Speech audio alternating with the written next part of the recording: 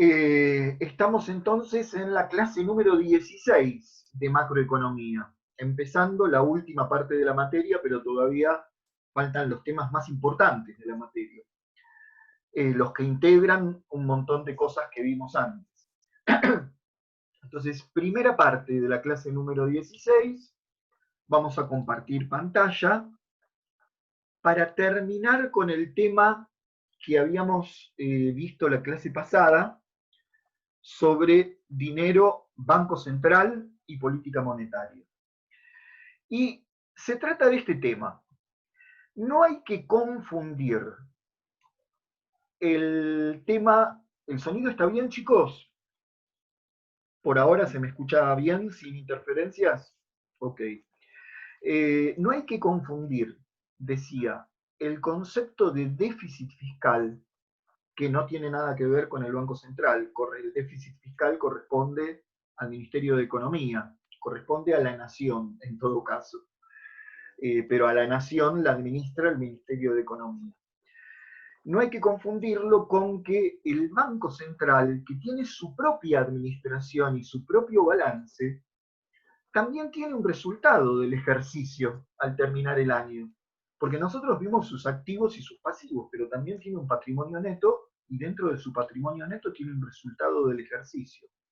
Entonces, ¿cómo es que el Banco Central tiene un resultado del ejercicio? Si tiene un resultado del ejercicio es porque tiene ganancias y tiene pérdidas. Bueno, en este apunte les explican cuáles son los resultados, los ingresos, está llamando a las ganancias el apunte, y los egresos en realidad son los resultados negativos o pérdidas. No sé por qué hay gente que le llama ingresos a las ganancias, parece que a veces es una palabra confusa. Los ingresos, resultado positivo o ganancias que puede tener el Banco Central, se dan fundamentalmente por los rendimientos que producen sus reservas en oro y divisas. Sus reservas en oro y divisas.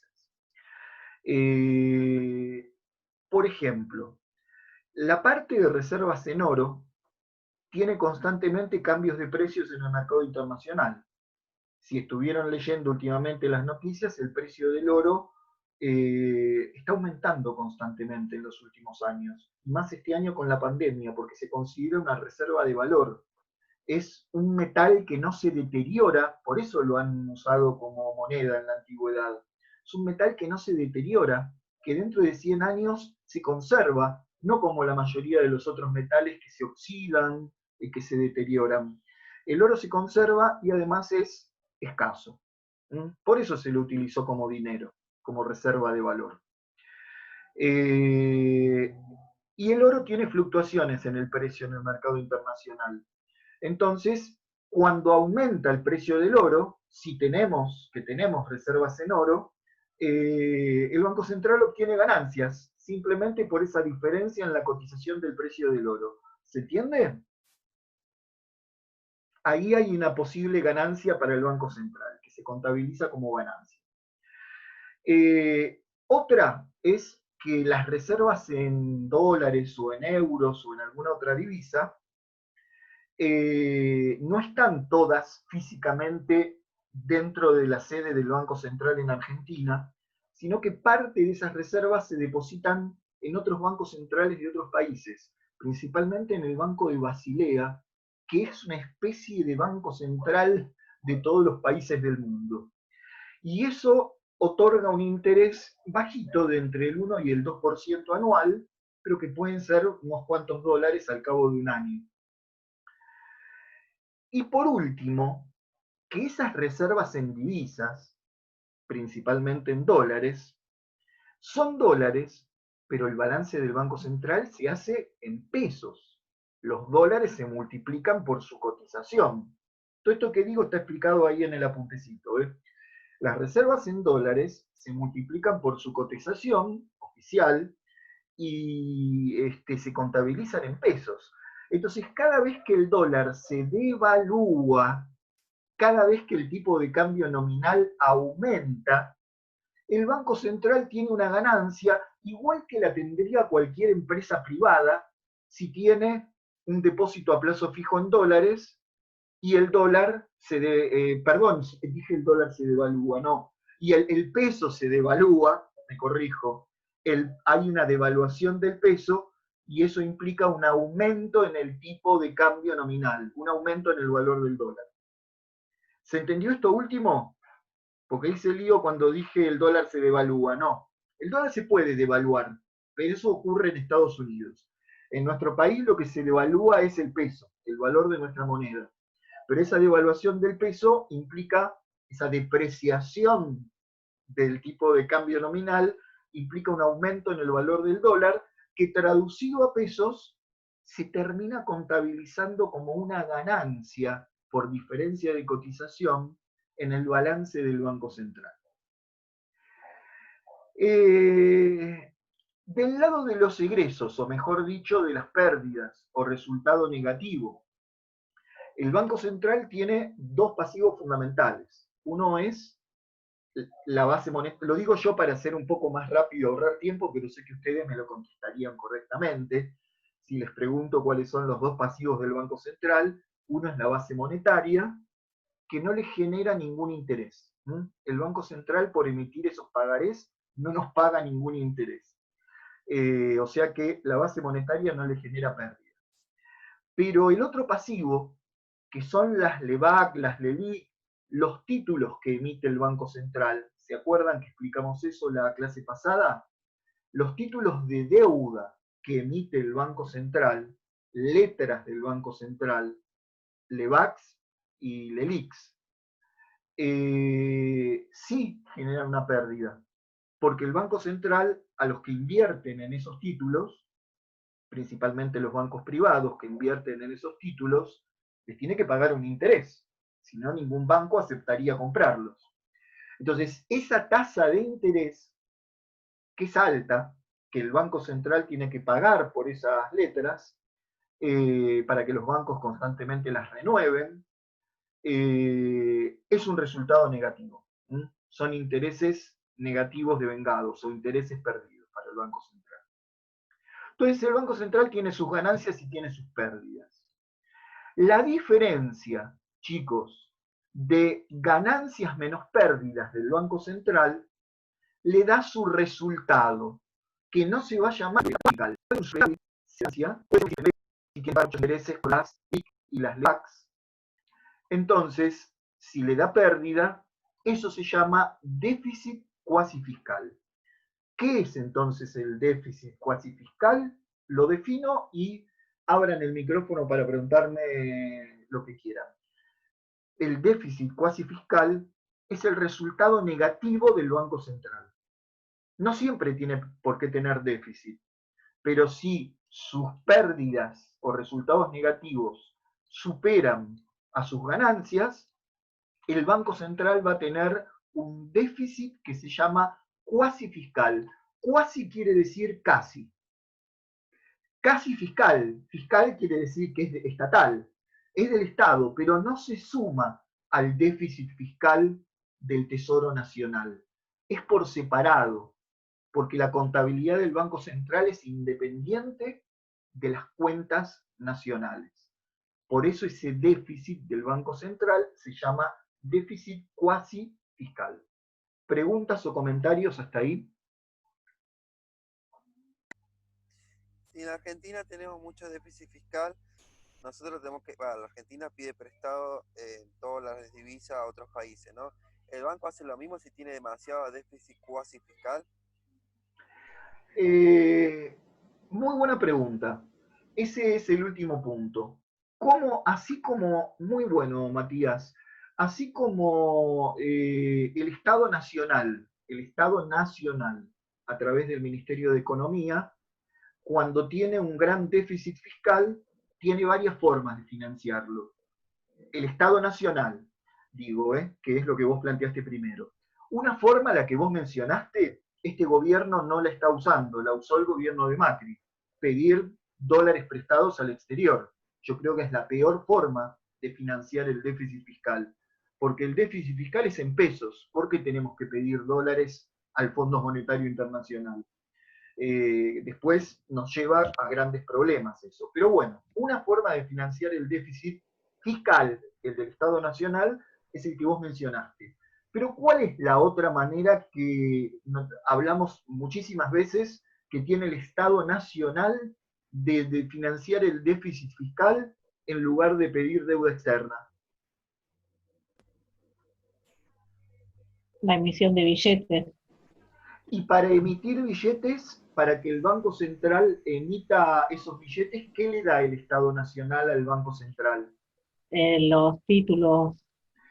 Exacto. Entonces la respuesta es que el Estado Nacional financia su déficit fiscal emitiendo títulos públicos.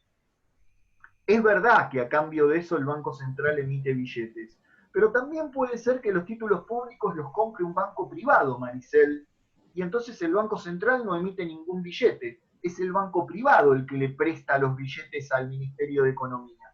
Este concepto lo quería reiterar porque a veces cuando pregunto cómo se puede financiar el déficit fiscal, no les queda claro que la forma más clara de financiarlo es emitir títulos públicos en pesos, sin tener que endeudarnos con el resto del mundo. Y eso es lo que está haciendo en este momento el Ministerio de Economía. Está emitiendo a lo loco, pero títulos en pesos, que es mucho menos problemático que pedirle al Fondo Monetario Internacional. Ahora, hice toda esa introducción para contestar la pregunta de Matías, que era lo interesante. Acabamos de decir las distintas formas de financiar el déficit fiscal del Tesoro Nacional. Pero la pregunta de Matías, y que yo también la iba a hacer, es, ¿y cómo financia el Banco Central ese déficit cuasi fiscal? Y la respuesta es, en principio no hay problema, va acumulando pérdidas, porque total el Banco Central es una empresa que no puede quebrar nunca. Una empresa privada, si acumula muchas pérdidas, termina quebrando. Pero los bancos centrales no quiebran nunca, chicos. Pueden tener un patrimonio neto negativo que no están quebrados. Pero hay una forma de achicar ese déficit cuasi fiscal. Hay una forma de achicar ese déficit cuasi fiscal. Piensen ustedes, a ver si a alguno se le ocurre o por ahí leyeron el apunte, piensen ustedes que en su activo el Banco Central tiene reservas en oro y en divisas, en dólares. ¿Qué dijimos que ocurre cuando hay una devaluación de nuestra moneda y aumenta la cotización del dólar? Hay más pesos si lo vendes al dólar. Un poquito más fuerte, que no te entendí, Matías. Si vendes el dólar en ese momento vas a tener más billetes, más pesos. Bien, y si no lo vendés, si el Banco Central no lo vende, pero aumentó la cotización del dólar, ¿cómo registra esa diferencia de cotización? ¿Como una qué? Como una ganancia. Como una ganancia. Ganancia. Bueno, entonces esa es una forma de achicar el déficit cuasi fiscal.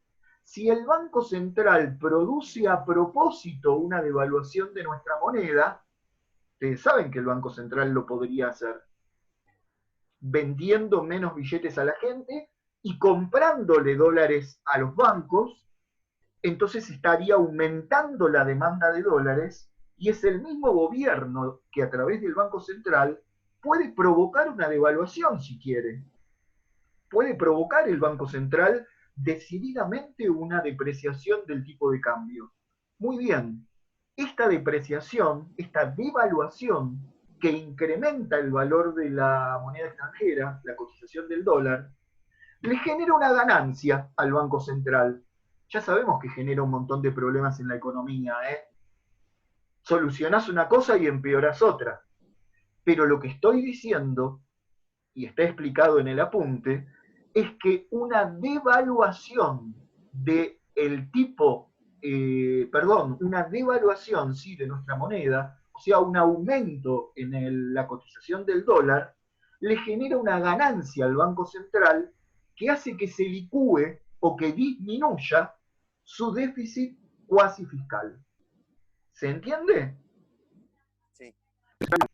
Porque es una manera de, como por ejemplo el traslado a la inflación de ese aumento en la cotización del dólar.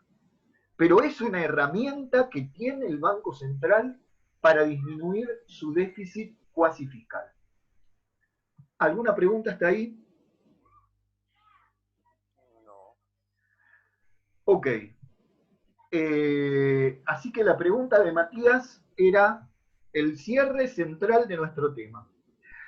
Quiero hacer un último comentario con respecto a esto, así ya pasamos a otro tema. Porque en esta materia no podemos dejar de lado la realidad. Y yo no sé si se enteraron, porque es un tema nuevo del día de hoy, una decisión que anoche tomó el Banco Central de la República Argentina. Si no se enteraron, léanlo en los diarios, que cambió el valor del dólar ahorro. Hay gente que, incluso periodistas, eso es lo peor, que dicen que lo que hizo el Banco Central es una devaluación, una depreciación de nuestra moneda, que aumentó el valor del dólar. Eso es absolutamente incorrecto desde el punto de vista técnico y macroeconómico. No hay ninguna devaluación y ninguna depreciación porque, lo voy a escribir acá arriba aunque esté desprolijo, un dólar sigue siendo igual aproximadamente a 79 pesos para los exportadores y para los importadores, antes que me reten. Pero este es el dólar oficial, o que también se llama dólar comercial. Un dólar igual a 79 pesos aproximadamente en este momento. Ese dólar, ese precio, es el que, acá me olvidé de poner el signo pesos, un dólar igual a 79 pesos. Ese precio es el que pagan los importadores cuando tienen que comprar insumos importados, materia prima, todo lo que necesitan para producir. Y ese dólar no está aumentando unos poquitos centavos por día. 78, 78,20, 78,50, creo que llegó a 79. Entonces, como el tipo Creo de que hoy cambio... cerró en 79,80. Ok, y supongamos que mañana está a 80 pesos. Pero si los importadores y los exportadores también se rigen por ese valor cuando liquidan sus exportaciones, o sea, cuando venden los dólares al Banco Central. El Banco Central les da 80 pesos por cada dólar, no 130. Entonces, retomo este concepto, chicos. ¿Por qué no se produjo ninguna devaluación y ninguna depreciación? Porque el tipo de cambio oficial sigue siendo este, y no es ficticio. Este dólar existe. Son muy burros los periodistas que dicen que esto no existe. Este es el tipo de cambio que tienen que pagar los importadores por cada dólar que le piden al Banco Central para pagar las importaciones. ¿Está claro? Por lo tanto, no hay motivos concretos para que se traslade a los precios este nuevo impuesto que ahora les voy a contar.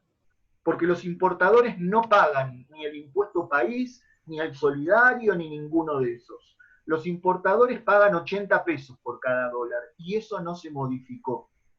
No hubo ningún tipo de devaluación, ni ayer ni hoy, salvo los pequeños centavos que aumenta todos los días este tipo de cambio oficial o comercial. Lo único que se agregó, y lo comento muy rapidito porque el poco tiempo que tenemos en el Zoom, si no le dedicaría más tiempo, lo que aumentó es el dólar financiero o el dólar para ahorro o el dólar para turismo. Ese dólar, que si nosotros queríamos comprar 200 dólares por mes para ahorro, lo teníamos que pagar 80 pesos más el 30%. Bueno, a partir de ayer, como era demasiada la gente que lo compraba, porque a la gente le parecía barato, si no, no lo comprarían, se le acaba de agregar un impuesto más, para decirlo simple, porque en realidad no es un impuesto, pero digamos que se le acaba de agregar un impuesto más del 35%, con lo cual en realidad, si alguno de nosotros le sobra pesos, quiere comprar dólares para ahorrar, tiene que pagar 80 pesos más el 65%. Eso da aproximadamente 131 pesos. 131 pesos. pero no nos guiemos por la gente que no sabe del tema y que te dice, este gobierno devaluó, ahora el dólar vale 131. No, ese es el dólar para ahorro o para turismo. El dólar por el cual se rige todas las importaciones y las exportaciones en blanco es de $1 igual a 80 pesos. Este es el dólar ahorro y turismo. Y después está el blue, que es en negro, es ilegal, y es preocupante que haya subido a 145 pesos, pero la verdad que es solamente para operaciones en negro. ¿Alguna pregunta, algún comentario sobre esto? Así cerramos el tema. Una sola pregunta, ¿no? Sí. Yo por mes compraba $200, por ejemplo, ¿no? Te dejan todavía comprar los $200 a 65%, pero si superas los $200, ¿qué pasa? Todos pueden seguir comprando $200 más el 65%.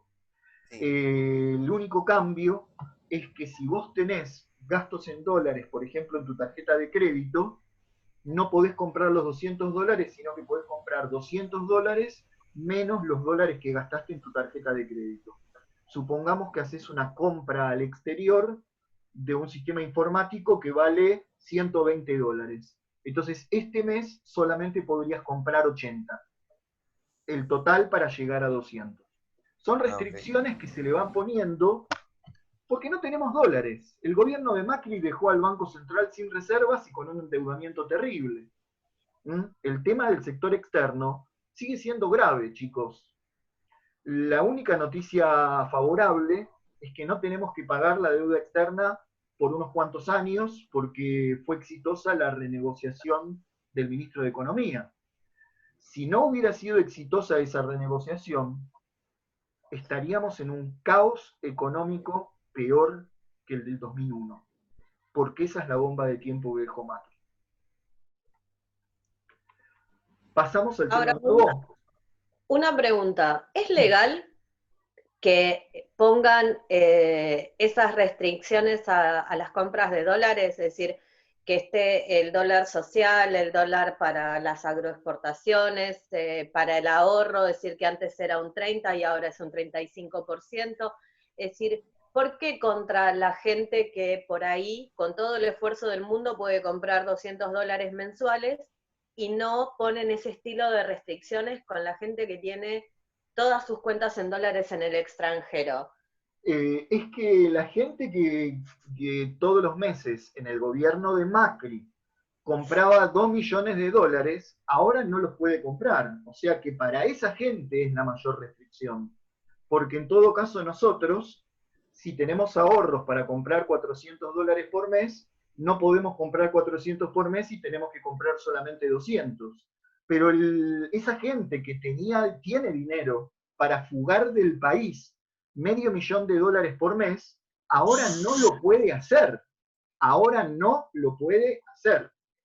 Y es totalmente legal. Tan legal, te lo contesto así para no hacerlo largo, tan legal como prohibirte la compra de un arma sin determinados requisitos. El Estado puede restringir la compra de cualquier bien, por ley o por decreto. Pasamos al tema nuevo, chicos. Gracias. No hay por qué. Tema nuevo. Ciclos económicos y la teoría de la oferta y la demanda agregada. Parte 1, ¿no? La parte 2 viene más adelante, la inflación. Ciclos económicos. ¿Qué es un ciclo económico? Es muy fácil. Ojalá todos los temas fueran tan fáciles. Yo copié acá un gráfico que no lo tienen en el apunte, pero no hace falta que lo copien. Miren qué fácil es definir lo que es un ciclo económico. Son estas ondas que estamos viviendo. Supongamos que en este eje medimos el tiempo, los años y las décadas. Y en este eje medimos el crecimiento del Producto Bruto Interno. Entonces, hay ciclos, está comprobado en todo el mundo pasa, en que el PBI cae. Y hay ciclos que pueden durar 1 año, 2 años, 5 años, 20 años, en que el PBI crece, llega a un máximo y lamentablemente deja de crecer y por ahí vuelve a caer. y después por ahí vuelve a crecer. Llamamos ciclos económicos a las etapas en que el Producto Bruto Interno Real, porque el nominal no nos significa nada, el Producto Bruto Interno Real crece y luego decrece. Esos son los ciclos. Hay ciclos expansivos, repito, esto sí es importante, hay ciclos económicos expansivos cuando el PBI crece y por lo tanto también crece el empleo, hay más puestos de trabajo, y hay ciclos económicos recesivos como el que estamos atravesando, en los cuales el PBI real cae y por lo tanto también aumenta el desempleo. Ahora, por último, con respecto a los ciclos económicos, si un ciclo económico es expansivo o es recesivo, puede depender de muchas cosas, pero básicamente dos. Puede depender de la política económica del gobierno. Por ejemplo, la recesión económica que comenzó en el gobierno de Macri estuvo causada por el mismo gobierno, por las políticas fiscales y monetarias restrictivas, los tarifazos que provocaron el cierre de miles de pequeñas empresas sin que haya ninguna pandemia ni ningún virus en el país. Ese ciclo económico recesivo que atravesó 3 de los 4 años del gobierno de Macri fue producto de las propias políticas económicas del gobierno. Y actualmente seguimos cayendo, pero ahora hay un factor exógeno a la política económica y que está afectando el PBI real de todos los países del mundo. Y es el cierre de un montón de actividades económicas como consecuencia de la pandemia. Esperamos y esperan todos los países del mundo, pronostica el Fondo Monetario Internacional, que a partir del año que viene va a haber una lenta recuperación y que el mundo va a iniciar un nuevo ciclo económico expansivo. Pero no sabemos si esta raya colorada va a ser así de golpe para arriba o la expansión o recuperación va a ser mucho más lenta. Eso no lo podemos saber. Lo que sabemos es que a partir del año que viene seguramente vamos a entrar nuevamente en un ciclo económico expansivo, pero también va a depender de las políticas económicas del gobierno. ¿Qué recomienda? Les pregunto a ustedes, que también está acá en el apunte. ¿Qué recomendaba Keynes? ¿Cuál era la receta de Keynes para salir de un ciclo económico recesivo y pasar a uno expansivo? Que el Estado intervenga más. Políticas públicas expansivas. Aumentar el gasto Correcto. público. ¿Aumento de qué componente de la demanda agregada? Consumo, inversión. Cuando el consumo e la inversión caen estrepitosamente como en este momento, y los privados no logran recuperarse, porque el consumo es privado. El gasto público. Ahí está. La recomendación de Keynes es el aumento del gasto público, aún generando déficit fiscal. Keynes explica, y nosotros estamos diciendo en muy pocas palabras lo que Keynes dice en un montón de capítulos. Keynes demuestra que cuando el consumo privado y la inversión privada están deprimidas, hay un tercer componente importante de la demanda agregada, y es el gasto público. Aumentando el gasto público, por efecto multiplicador que nosotros vimos en el primer cuatrimestre, crece todo el PBI. Al aumentar el gasto público, reitero, por efecto multiplicador, crece el Producto Bruto Interno Real, y al crecer el Producto Bruto Interno Real, las empresas van a empezar a invertir más porque las personas van a empezar a consumir más. Ese incremento del PBI, de la demanda agregada y de la oferta agregada, va a llevar a un ciclo, a una recuperación económica y a una disminución del desempleo. El desempleo era lo que más le preocupaba a Keynes. Hay una frase famosa de Keynes que cuando sus amigos neoclásicos y liberales le cuestionaban este aumento del gasto público porque genera déficit fiscal y decían, esperemos al largo plazo que la mano invisible del mercado va a solucionar el problema, Keynes le contestó, en el largo plazo estamos todos muertos.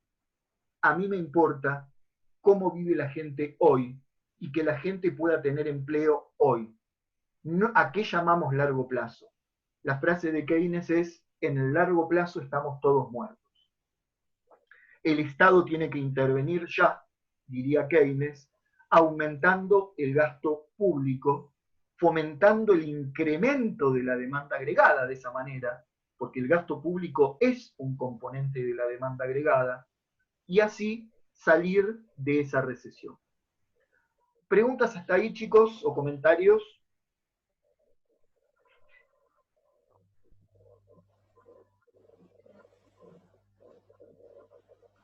Si no hay preguntas, sigamos con el tema.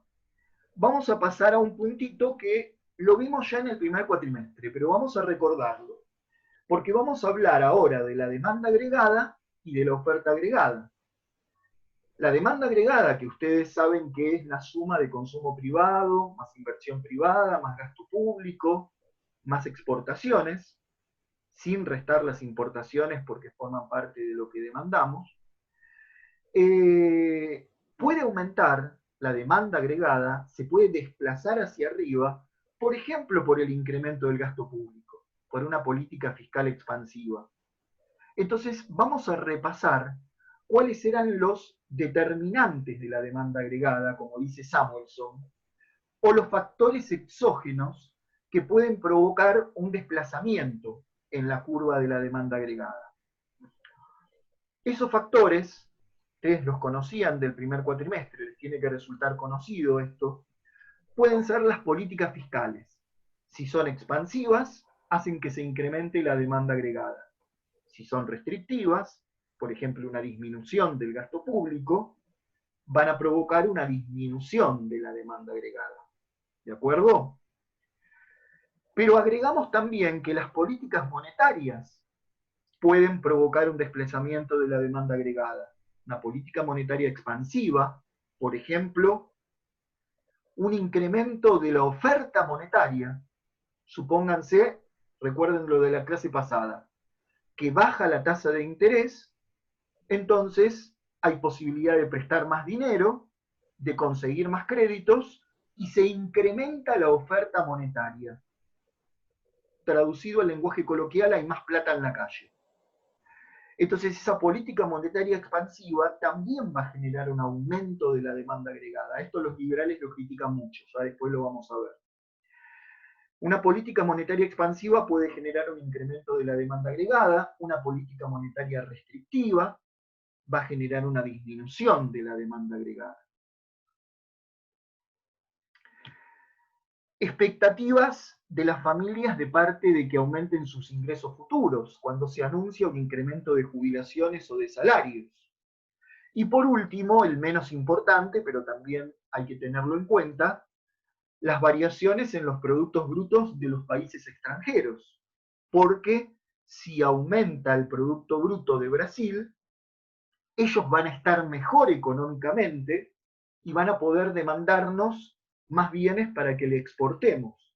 Entonces, como consecuencia de que nuestro socio comercial está en una economía en expansión, no es el caso de lo que está pasando ahora, pero si Brasil tuviera un aumento de un crecimiento económico, eso también nos puede ayudar a exportarle más. O el tipo de cambio. Acuérdense que una depreciación del tipo de cambio, un aumento en la cotización del dólar, favorece a los exportadores, porque ganan más exportando, hace más competitiva a nuestra economía. Trae un montón de otros problemas, ya lo dijimos. Por ejemplo, que el aumento en la cotización del dólar se traslade al aumento en los precios internos. Pero lo que no cabe duda es que las depreciaciones en el tipo de cambio, o sea, el aumento en la cotización del dólar, favorece las exportaciones. ¿Alguna duda hasta ahí? Que nos queda un minuto, así que vamos a cortar ahí y vamos a continuar, porque no terminamos con el tema de la demanda agregada, Vamos a continuar en la siguiente parte. ¿No hay ninguna pregunta, chicos?